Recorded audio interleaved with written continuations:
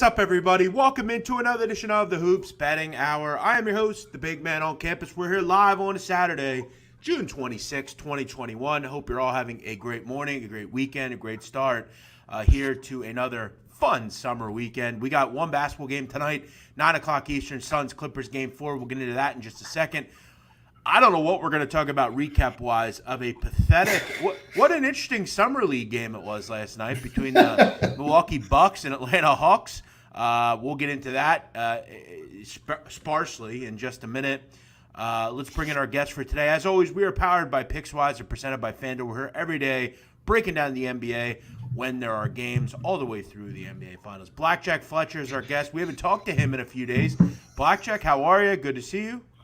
I'm good, buddy. It's like you said, beautiful summer weekend. What's there to complain about, right? We got the NBA playoffs going on, a lot of stuff happening. It's great. Yeah, you're right about that. And you know what? There's always thinking ahead. Football is down the road. It's on the horizon. Not very far away. You were one that credited with saying that you were the one that brought up the Hall of Fame game. What is it, August 5th? Yeah, man. It's not that far off. It's really not. Fun times to be had. And by the way, make sure you're going out, do your research. You got a month plus, almost 2 months until football starts. Go out and do some research. You know, you don't have to go out every night. Spend some time looking into the future. Blackjack, you got the Lightning hat on. Congrats to your Lightning. By the way. Yeah. Who are you going to root for? I thought you were a Vegas Golden Knight fan. Vegas isn't in it. They got bounced by Montreal. Oh, yeah. That's always the norm thing. When you're a fan of a team, if they lose, just go root for someone else. Bro, I don't understand. I mean, I know this is the NBA show, but I don't think, Jeff, that I have lost more money on one team in a playoff run than I have lost on the Montreal Canadiens.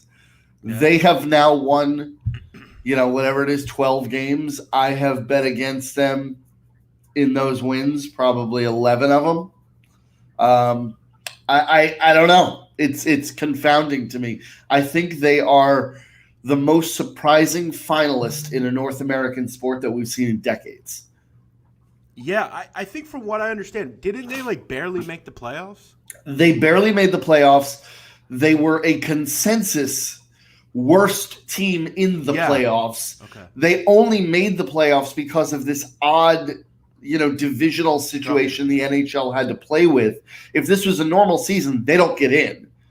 So they get in. They fall behind 3-1 to Toronto, come storming back, sweep Winnipeg, beat Vegas, who had the most points in the NHL this season, and now they're in the Stanley Cup final against the Lightning, and it's like, on paper, Tampa should sweep this series. But in reality, I don't know, Montreal probably wins in 6. Yeah, I've noticed in the NHL over the years, and as little that I follow, it seems like predictions and rankings and all that kind of stuff, none of it matters. Because it's always like a random team or, a random team in the finals or whatever. So, wow, what a storied hockey city, Montreal. I mean, yeah, and listen, those people, they clinched the spot in the final 2 nights ago, and it was on Baptiste Day in Montreal. And everybody just – it's great to see how much it matters to them, right? Like, I tweeted that out when it happened. Like, you love to see how important it is to those people. Because they were just over the moon about this, right? The Canadiens haven't been in the final since 1993, and now they're back. And, they're going to have a tall task on hand here with the Lightning. Yeah, interesting. I'm sure we'll get that prediction from you down the road. But let me ask you, are you in agreement that we have to make – and it wouldn't look like they're going to do it, but the NBA needs to be pushed into this time of the year every year. Jeff, right? This is so incredibly stupid that they're going to go back to an October calendar. I have been saying this honestly for a long, long time, several years, that the NBA and the NHL should start Christmas Day and New Year's Day because what are you worried about? First of all, you want to share as little time with the NFL as possible, right? Like, you don't want to share time with them because people watch them over you. but people watch you over baseball, including hockey. And if you think I'm wrong, check the ratings. People watch hockey over baseball. Why would you not just dominate the summer? Just run the summer, right? People start caring about the NBA on Christmas Day, really. Like, that's when people really start tuning in. And hockey, same thing. You kick off the season with a winter classic on New Year's Day and go. Run through the end of the summer. Make these sports end in July and August, respectively. And you have nothing else going on. Plus, you give – and generally the season starts the end of October, right? Yeah. You give the players 2 extra months of – recovery. I mean, I just don't get why, like, what is the rush? I mean, why are you trying to share time with, as you said, the NHL? College football is gigantic in this country. All these other things going on. You get the World Series. You got, World Series, I think, is over by then. But you still got all this stuff going on. It's just, I never understood it. I don't know what the obsession with, we got to get right back to the normal schedule. No, the schedule's better. Yeah, it's way better. And during times like this, another thing, during times like this where there's nothing else on as well. Well, Jeff, that's the thing, right? We've talked about this before, that generally the month of July is like the worst month on the sports calendar. There's nothing but regular season baseball usually. Right. The NBA and NHL have wrapped up in June. There's nothing in July. Now we've got the NBA Finals and the Stanley Cup that are going to happen in the month of July. This is the way to do this, because then in August, as you said, NFL preseason kicks back in. So this is the way to run this calendar. I don't get the problem. I agree. Last night, look, if we see games like this, the ratings will go down, surely. This was a pathetic performance. I thought the performance the other night from the Suns was pathetic. Look, Atlanta had to figure it would bottom out sooner or later probably. But you talked about the Canadiens have cost you money. It doesn't matter what way I look at Bucks games. I could take props. I could take – it doesn't matter. I never win with this. So you should listen to any guests we have on during those breakdowns. You should probably just listen to them because – I have completely got these wrong. Last night, and look, as usual, a prop loses because it's a blowout. Kevin Huerter, doesn't get to what he needs to get to. Atlanta was pathetic. The Bucks did a much better job defensively. Shout out to Bulldozer, did some good things. They were very good offensively. The second quarter was pretty pathetic, frankly. Bucks outscore the Hawks 43-17. That was the difference in the game, right? You can't get outscored by 26 points and expect to win games. At one point, they went on a crazy run. Bucks were clinical last night, and this is what you expect this team to be. You get a great night out of Giannis. You get a good night out of Drew Holiday. Lopez and Middleton are solid. You get some points out of the bench for once. Good night for them. It was, and honestly, Jeff, I'm just so tired of the Atlanta Hawks being here. Just go home. Yeah, go you home. hate this. Jeff, they're not winning an NBA title. Well, they're not. Yet they keep being here. I know, but they're not, right? Like, it's just not happening. And honestly, Trae Young is obviously an incredibly talented player.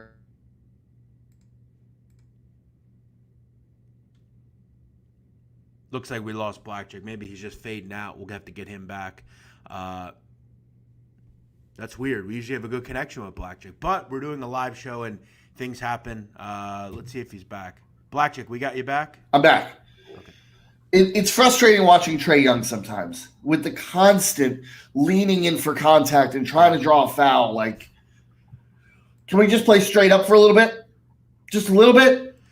Well, looks like the NBA is going to try to change some rules regarding that. I hope so, dude. He's going to have to figure some other things out because. And listen, the Bucks in Game 1 shot terribly from three. I mean, it was one of those games. I think that the Bucks have at least one of these in every series where they just can't hit a three, and they had it. And Atlanta still. That game came right down to the wire, obviously. So I think that the Hawks really are in over their head here. They've had a confluence of things come together to carry them to this point. Milwaukee should take care of this series. They have how? They beat the Sixers. They beat, the Knicks. What do you mean a confluence? A confluence would be like they won one series. No. A confluence is multiple things coming together to get them to where they are. Okay, so the first thing was they played. So the first thing was they played a Knicks team in the you first talked round. about how great Hold they on, were. and I never said the Knicks were going to win that series. They played a Knicks team who was offensively sterile, okay, and couldn't score. Then they go into the next round against Philadelphia, and the Sixers have all of a sudden Ben Simmons turned into a guy who not only we know can't shoot, but now just won't attempt to even shoot close to the basket because he doesn't want to get fouled. Took 4 shots in the fourth quarter of these games, okay? Yeah. So you're basically playing 5-on-4 against this team. Hey, I will say this. The Hawks have lucked out, and Ian Cameron mentioned this yesterday, of just the coaches they've had to face. Thibodeau in the playoffs, Doc Rivers, and now Budenholzer. Not a bad group to face. So I will agree with you there. But Dean Biseglia says this is what you get for your Hawks slander. They continue to beat you. Are they beating you? Is that what is happening here? I'm going to bet the Bucks in every game. All right. Well, hey, you would have won. You won last night if you did that. Every game, Milwaukee. There you go. All right, let's get into tonight's action. Game 4 out in L.A. Obviously, the other night we saw some really good things done by the Clippers, really made some adjustments. What is up with Ty Lue? He just continues to not worry about the first 2 games, and then, poof, game so 3, strange. It's a different team.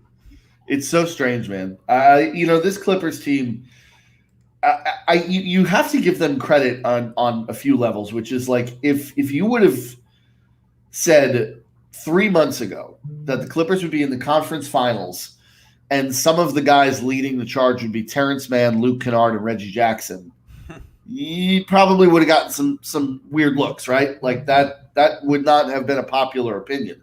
But listen, Reggie Jackson is playing outside of his mind right now, okay? I mean, that dude is playing great basketball. And they're getting contributions from everywhere. And I Jeff, it takes a big man to admit when he's wrong and hand up credit to me. I'll admit that I owe Paul George a little bit of an apology. Since Kawhi Leonard's gone down, he's played great. Like, he's played really, really well. And even when he didn't have like a great shooting night in game 3, he still found other ways to contribute in that game. He's played really good basketball. Were the Suns thrown off by Paul returning? Seemed like they were a little out of it. Yeah, I think that I think that it can throw you off a little, especially when you've got kind of the momentum going there. My thing is that I think that Monty Williams is a good enough coach that he's going to find a way to make some adjustments here. And I think that, first of all, the biggest thing, Jeff, is Chris Paul and Devin Booker are not going to shoot that poorly again, like combined. They're just not going to. They could not hit the broadside of a barn, okay? It's not going to happen again. There's going to be regression to the mean, right? Like, they're going to shoot better. I also expect DeAndre Ayton to get more involved because the Clippers just don't have anyone who can guard him. Let me just throw the line out here. Suns are 1-point favorites on the road. This is a little different than the other night. 1-point favorites on the road, total 218. So, a coin flip. You mentioned Ayton. Okay, he's been dominant in the series. I'll continue to throw this out there. It is pretty incredible. You look at Joel Embiid. You look at DeAndre Ayton. Blackjack, do you know one thing that those players have? Kawhi Leonard, Giannis, all these different guys that have gotten up to the mountain of high-level basketball players, and they become stars over the last year or two. You know the comparison to all of them? What? They had a child. I'm going to tell you, when a man has a child in the NBA, it does something to him, man. Joel Embiid is a prime example of that. DeAndre Ayton. I'm telling you, man, it matures you. It matures you a little bit. Giannis, the guy went from being just kind of a, pretty good, generational, possibly type of player to a really, really good player. But Ayton has been very good. I will continue to say the fact that points, rebounds prop did not hit the other night, and they called that ridiculous steal. It was a rebound. It wasn't a steal. It was a rebound. But again, I'm going back to the well again with that. I'm going to put that out there. Points, rebounds. As you alluded to eloquently, no one can guard Ayton on this team, okay? They just can't. He is too big for Zubac. He's too big for the small ball lineup. No one can guard him. They need Ibaka, and they don't have Ibaka. I'm going to keep going back to the well with that. As you said, I think you're dead right. If I have to play this game, I'm taking the Suns. I think, obviously, Paul shoots it much better.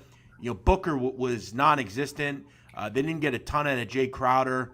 Settled for a lot of bad shots. They played a lot of the bench late in the game. Torrey Craig, Sarge, Johnson. I think this game's much closer. And really outside of the third quarter, they actually played pretty well. So I'm willing to believe that the regression of the mean happens good, and they kind of figure it out. So I agree. Are you leaning Suns here? I am. I think that for me, it's the shooting, right? Like the shooting numbers just are not going to be duplicated again on either side, right? Like Paul and Booker aren't going to shoot 5 for 15 and 5 for 19. You're going to get Campaign back most likely for Phoenix. Then on the other side, is Patrick Beverley going to knock down as many threes as he did? Is Reggie Jackson going to shoot his eyeballs out? I mean, probably not. You're probably going to get a little bit of regression on both sides. And listen, that game what got out of hand late, but Phoenix was in it until about 6 minutes in the fourth quarter. So it's not like the Clippers, blew them out start to finish here either. So, yeah, I think when you put all that together, you get the formula for a Phoenix win here. Yeah, and keep in mind as well, one of the commenters made this point, Cameron Payne may play tonight. He didn't play the other night either. I mean, they just – it was just one of those games, I guess, to me. I will continue to say that they're a much better team to me than the Clippers. Yeah. By the way, Cameron Payne is a fascinating dude, man. This guy's a contributor. He's doing things on a championship caliber team. This was a guy that was playing in the Chinese Basketball Association, a year and a half ago. Now he's doing some really good things for an NBA caliber championship team. You mentioned Reggie Jackson too, man. I mean, what a look. It seems like ever since he should give me a little bit of play for what I said. Ever since I called him out on Twitter for what exactly does he do on this team, he's been incredible. Everything. Yeah. Well, he does now. He wasn't doing it then. No, dude. I mean, but that's the way it's been with this team. I mean, we saw Patrick Beverley collect a few, DNP coaches' decisions in these playoffs, right? Like he literally wasn't playing in games at all. And now he's starting and he's contributing on both ends of the floor, which normally we don't see out of Beverley offensively, right? But this team is just, I give them a lot of credit. They've fought.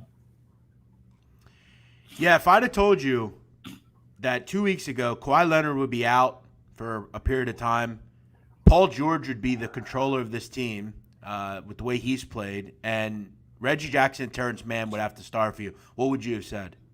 I'm glad you didn't tell me that because I probably would have gone and bet a ridiculous amount of money on the Utah Jazz to win the West. Yeah. According to this guy, they said Kawhi was in the box watching the game and at halftime came down and talked to the team and they made adjustments. Wow. I mean, Kawhi can talk?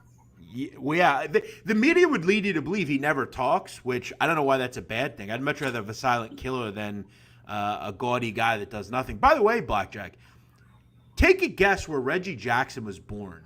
This is fascinating. I didn't know this. Mount Kilauea, Hawaii. Perdignone, Italy. Close. Father was in the Army.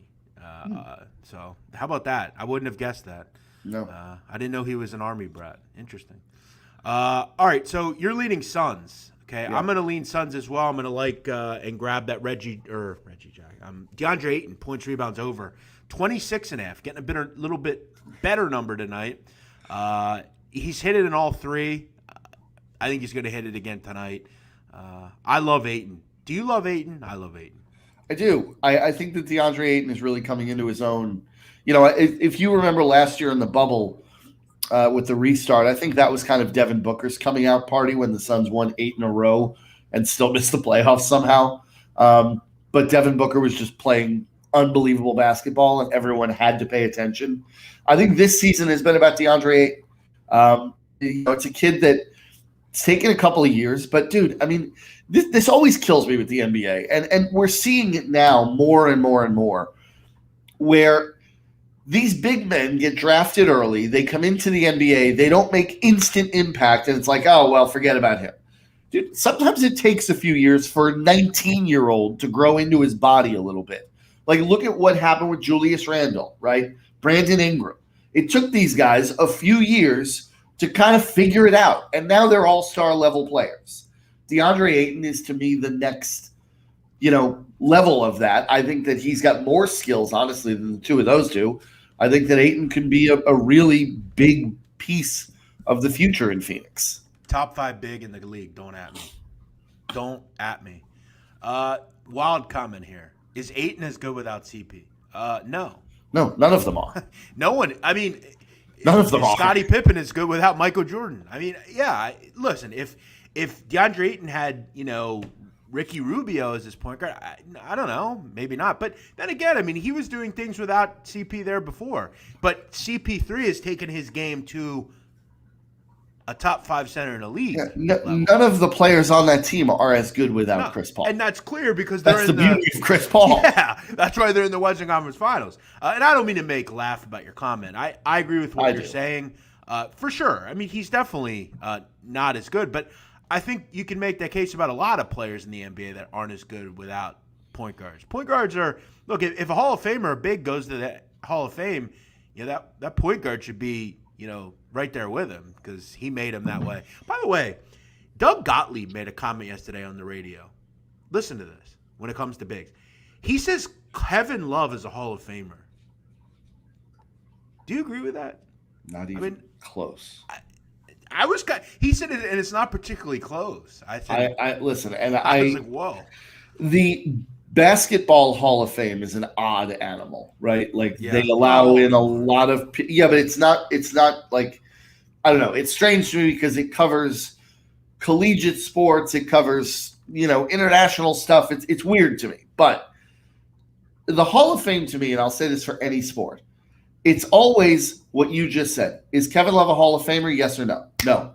Right? Like that's the test. I don't want to sit here and have to study a spreadsheet full of numbers to determine if you're a Hall of Famer. It should be one of those gut things that it's either you are or you aren't. Right. And no, the answer is no. It's like Allen Iverson. Yes. Yes. I mean, or Chris Paul. Yes. Or Hakeem Olajuwon. Yeah. Like, I agree. That's a great point. I couldn't agree with you more. If I have to look up your stats, you probably shouldn't be in the Hall of Fame. No, you probably, the way I look at a Hall of Fame is you can't tell the story of the game during that time period without that player, right? They are essential to the story.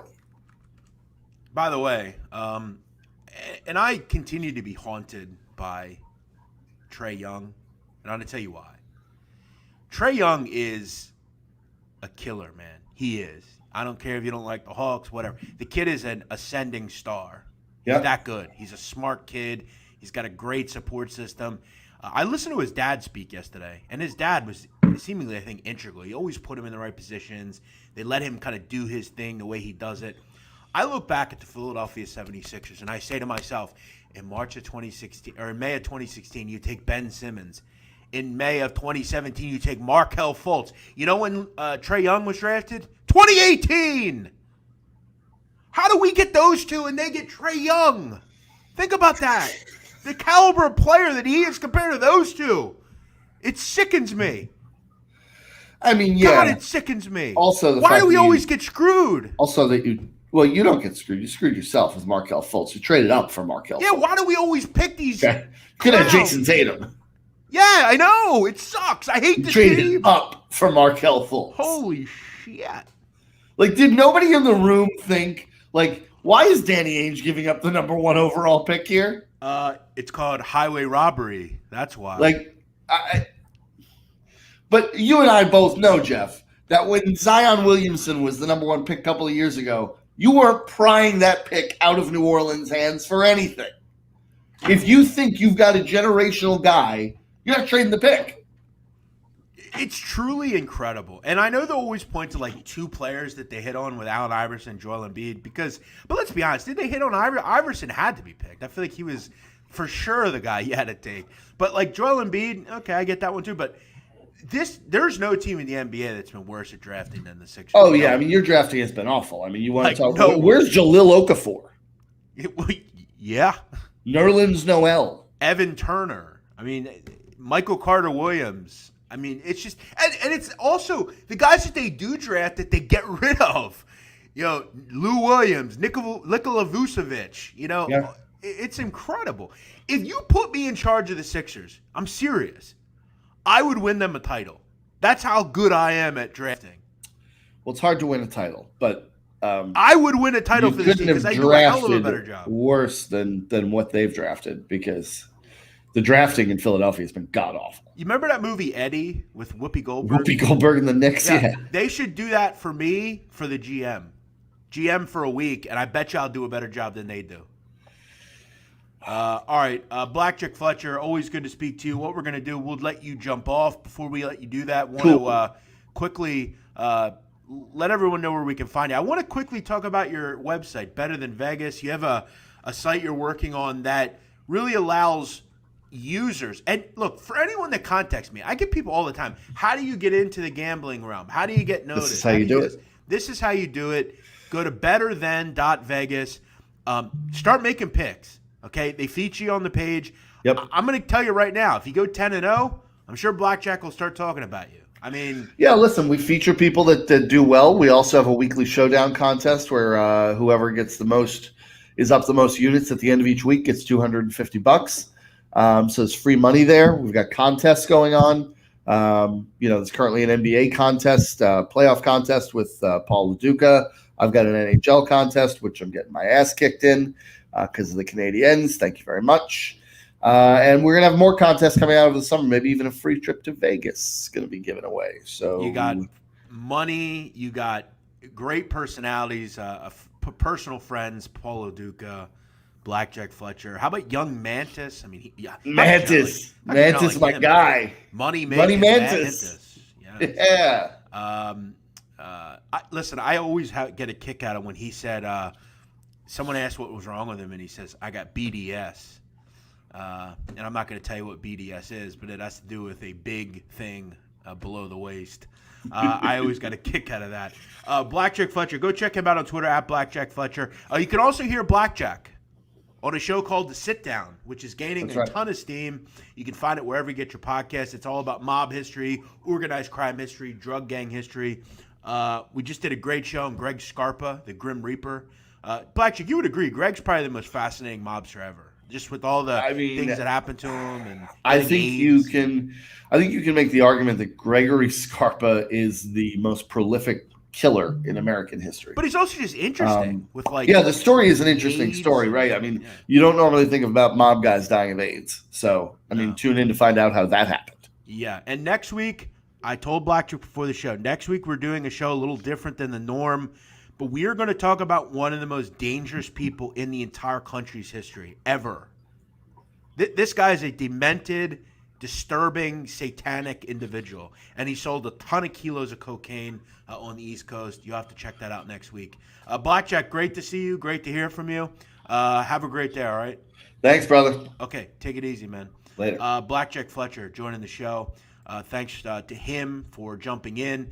What I'll do now, I want to quickly break down the match today between Italy and Austria. I also want to take any of your questions. We'll do a little quick Q&A. If you have any questions, betting questions, questions on anything, feel free to jump in and ask. But I want to talk about Italy today in this game. Obviously, the round of 16 is here. I know we have a game currently going on. Denmark is up 1-0. What a story there. Between Denmark and Wales. Today, Italy is a 180 favorite against Austria. Really pretty good matchup, I think, for the Italians. They continue to really change their stripes. We know of Italy as a team that, for many years was that old lady, right? They were slow. They were plotting. They were going to sit in front of goal and defend, maybe try to get some counterattack stuff. and maybe try to win every game 1-0, maybe 2-0. Now it's how can we win the game 3-1 or 4-1, or we want to go forward, a lot of marking up front. We want our goal scorers to get into a lot of good positions, press kind of stuff. And that's what a lot of these Italian sides have done. Mancini's basically made them a fun team to watch, and they have dispatched every opponent that has been put in front of them. Now they get a team in Austria that, I got to tell you, I've been pretty surprised with this group as well. I didn't know how good they were defensively coming into this tournament, but they've really shown something. Obviously up front with Alaba and Arnautovic and all these different guys, they've done a nice job. But this is a different animal that you're going to face. And this is also a team in Italy that not only is elite going forward, but they have been absolute nails defensively. I mean, they don't give up any goals. And whether it's Chiellini or Bonucci or some of the young guys, they come right in and just are nails, man. We look at what Austria was against the Netherlands, right? Lost 2-0. And look, let's make it clear. I think Italy's better than the Netherlands. I don't think this is a good matchup. I think they lose. To me, I don't really have a big issue with laying 180. I don't. It's high, yeah, but I think it should be a little higher, frankly. I'd probably put it in the 2s. I think Italy is a very good side. They're always good for goals. This is not a team that we have to worry anymore. Are they going to get enough opportunities? They have plenty of opportunities. And we look at Austria in that game against the Netherlands and how much they did with a lot of possession. I mean, they controlled possession in the game, but couldn't muster anything. And it wasn't even a question of could they score a goal. It was could they string passes together and get a shot on target. In 90 minutes, they had one shot on target. It's just not good enough. And you look at with the Netherlands, they did not necessarily control possession, but they did a lot. 14 shots, 4 on target, did a great job at really kind of putting things together and controlling the game. Got up 1-0 on the penalty, then put it to bed late with a 67th-minute goal. So, yeah, I don't have a lot of issues with laying the number here. Win to 0 probably looks pretty good here as well. But I think Italy get the job done. I'd probably maybe look towards playing that. Let's just be really honest. Probably looking at goal scorers as well, whether it's Ciro Immobile. I think that's a nice price at plus 135. Chiesa maybe. Their goal scorers really up and down. Locatelli's been awesome for them. Jorginho's been great. They've just been really incredible. I really have loved what I've seen from Italy. So I think the play for me would probably just be to play Italy minus 180.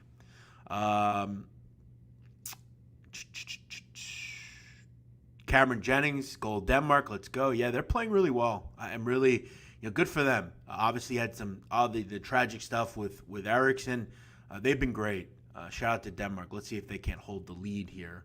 William Bush says Italy win to 0 plus 110.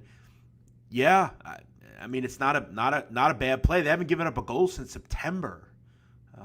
If you want plus money, sometimes you got to lay a price to win in soccer. I don't have any issue with just laying the 180 here.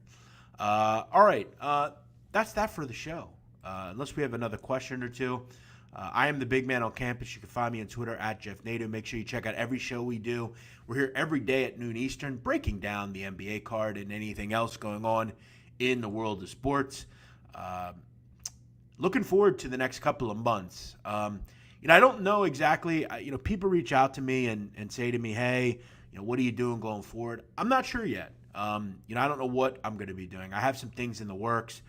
Football is going to be fun this year. We've obviously got the sit down, which is taken off. So I'm doing all the football. I've done a lot of the football work now.